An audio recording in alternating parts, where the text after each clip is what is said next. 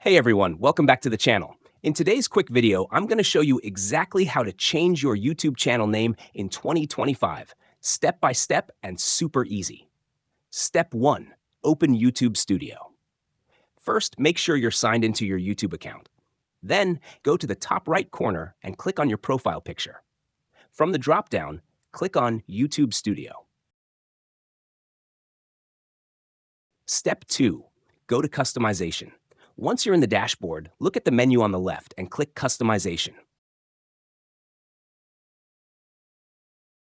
Then go to the Name tab. This is where your current channel name is displayed.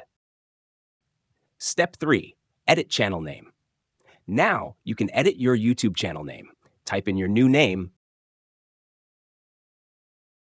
and when you're done,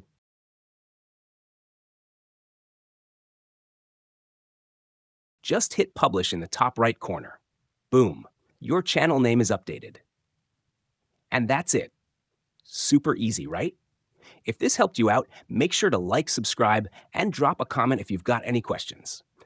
Thanks for watching, and I'll see you in the next video.